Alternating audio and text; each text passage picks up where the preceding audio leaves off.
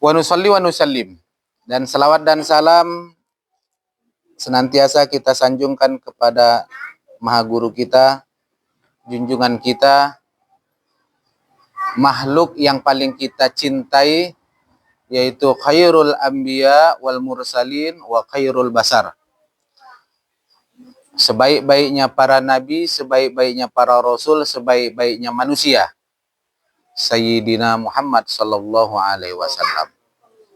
Nabi Muhammad sallallahu alaihi wasallam. Dan karena beliaulah kita puasa.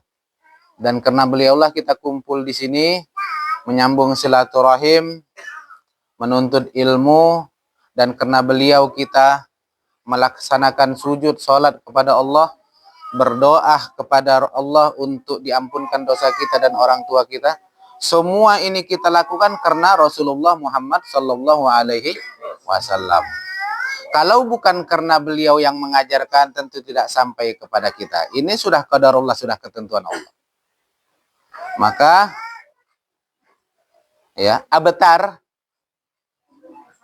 wa huwa abkhal, orang yang rugi, orang yang celaka, yaitu orang yang paling bakhil di dunia, orang yang tidak mau berselawat kepada Rasulullah. Idza dzukira ismi, apabila disebutkan namanya namaku di depannya, dia diam. Dia tidak mau berselawat. Ini termasuk 3 golongan orang yang celaka. Orang yang celaka. Karena kalau kita larikan daripada fadilah amal yang lain, kalau disuruh dikasih pilihan mana yang paling bagus untuk kita istighfar, minta ampun pada Allah atau bersalawat? Mana yang paling bagus? Jawabnya adalah salawat. Istighfar, minta ampun pada Allah, belum tentu diampunkan Allah.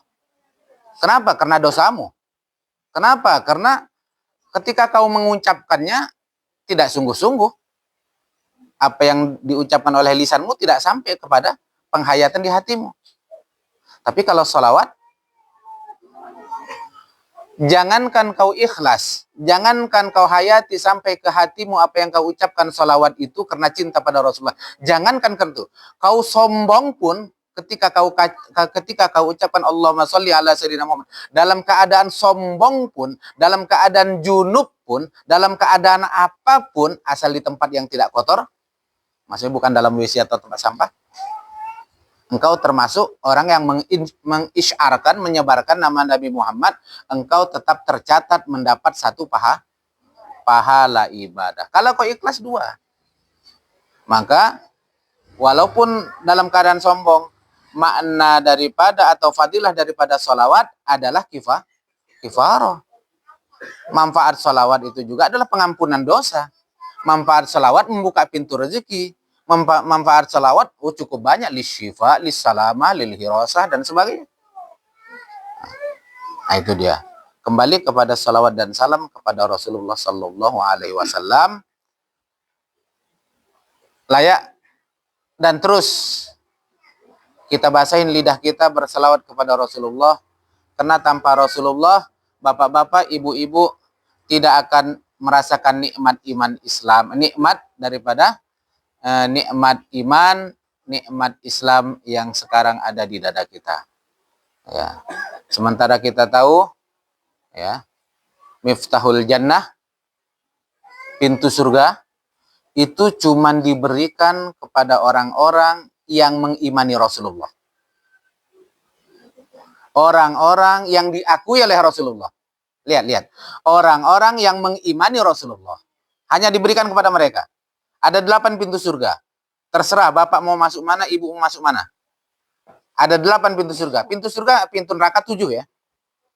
Lebih sedikit pintu neraka. Pintu surga lebih banyak.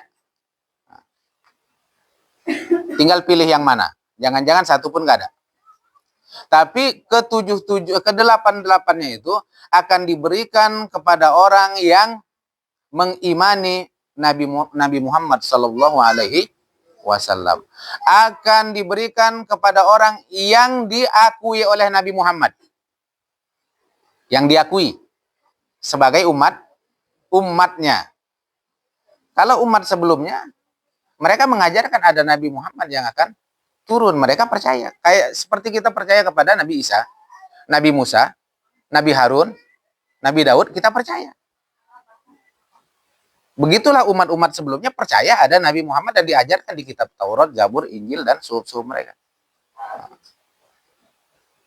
Maka pintu surga punya kunci, kuncinya hanya diberikan kepada orang yang diakui oleh Nabi Muhammad Sallallahu Alaihi Wasallam atau orang yang beriman pada Nabi Muhammad Sallallahu Alaihi Wasallam. Alhamdulillah, Allahumma salli wa sallim wa barik ala Sayyidina Muhammad wa ala alihi wa sahbihi ajma'in.